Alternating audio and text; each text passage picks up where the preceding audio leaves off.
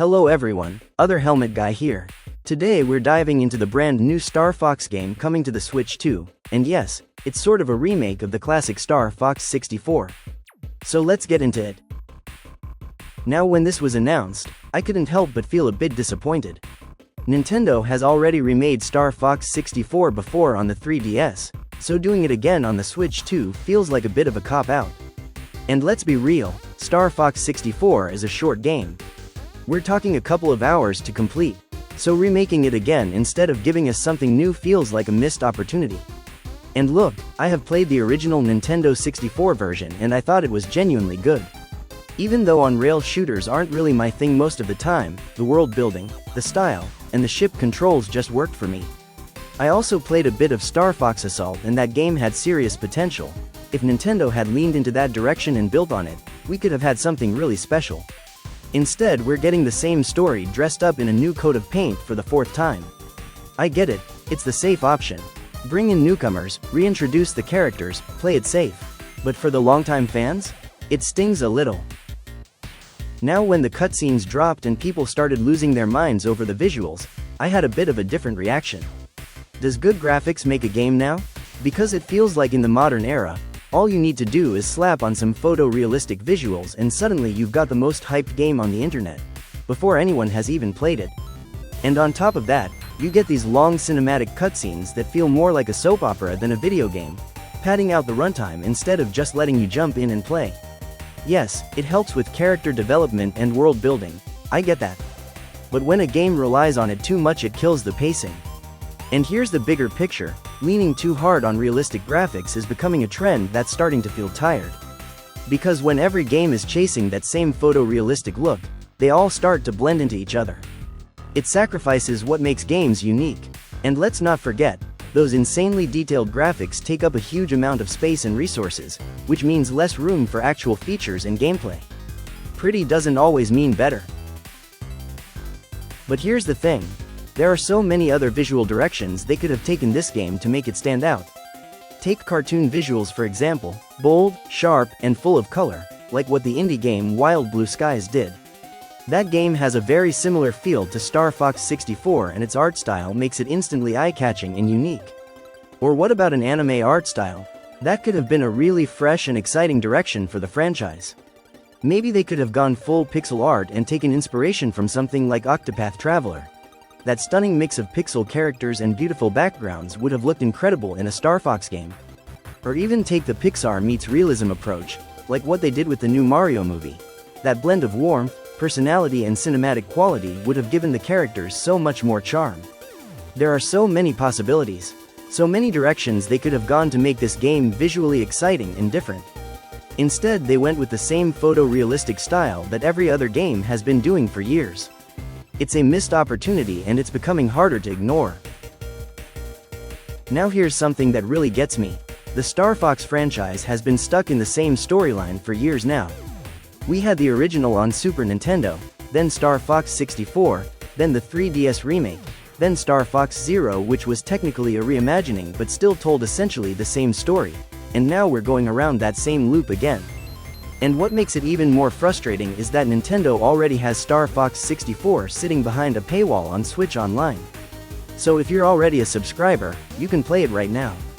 Yet somehow Nintendo thought the right move was to charge you again for the same game but with better graphics, some added cutscenes and a mission checklist. You're essentially paying twice for the same experience. And for what? A few extra features that don't fundamentally change what the game is. It doesn't push the franchise forward. It doesn't take any risks. It's the same story, the same missions, the same adventure, just with a fresh coat of paint and a full retail price tag attached to it. But here's the thing. There were so many other options Nintendo could have gone with instead. Take the Final Fantasy approach for example. Square Enix remastered the classic Final Fantasy games while keeping the original pixel art style intact, and gave fans the choice to buy them all together in one cartridge or download the whole collection digitally. Nintendo could have done something similar with the entire Star Fox back catalog. Give fans the complete collection in one place. Or take the Tomb Raider route. The Tomb Raider 1-3 remaster let you swap between the original graphics and the updated visuals on the fly, and they're even continuing that treatment through to Angel of Darkness. That's a fantastic way to respect the original while giving it new life. Nintendo could have done exactly that with Star Fox. Or, and this is the one I'm most excited about, they could have made a sequel to Star Fox Assault. Imagine expanding on that formula where you can fight in the air, on the ground, or at sea. Battlefields similar to Star Wars Battlefront where you can hijack vehicles, do hand-to-hand combat, shoot enemies, and swap between team members mid-battle. Even add vehicle customization on top of that. The possibilities are enormous. All of these options could have worked on Switch 1 and Switch 2. So many ideas on the table, and they went with the safe one. Now let's talk about the character designs because this is where things get interesting. On one side you have the classic anthropomorphic cartoon design, humanoid animals with cartoon proportions, expressive faces, and a style that fits anywhere from Pixar to anime. It's cute, it's charming, and most importantly it's unique. Every new entry could refresh their look while still keeping that signature style that makes each character instantly recognizable. That identity is what makes the Star Fox team feel like Star Fox.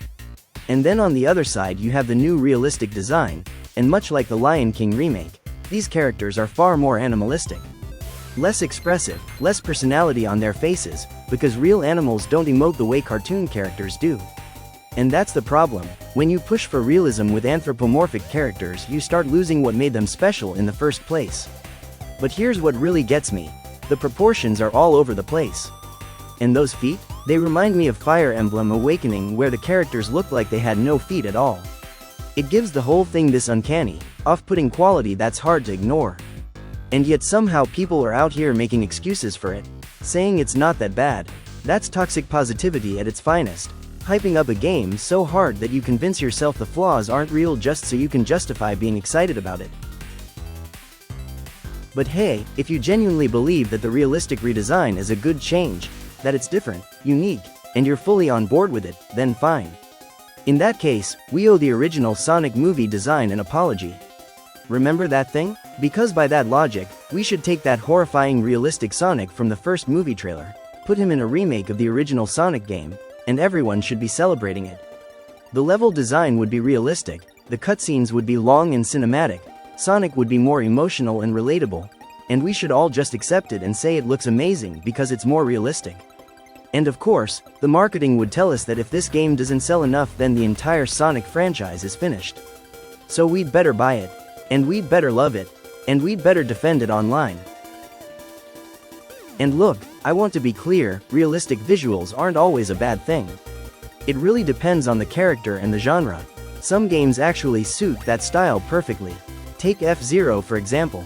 Now there's a franchise that genuinely needs a remake more than Star Fox does. It's been years since we've had a new F-Zero game and it's incredibly hard to access nowadays. A realistic visual style would actually work brilliantly for a futuristic high-speed racing game like that, sleek, fast, cinematic. That makes sense. But for Star Fox? A franchise built on charm, personality, and anthropomorphic cartoon characters flying through space? Realistic wasn't the right call. And that's what makes this announcement so frustrating. So much potential left on the table. Anyway, that's my thoughts on the new Star Fox announcement. I'm Other Helmet Guy, thanks for watching and I'll see you in the next one.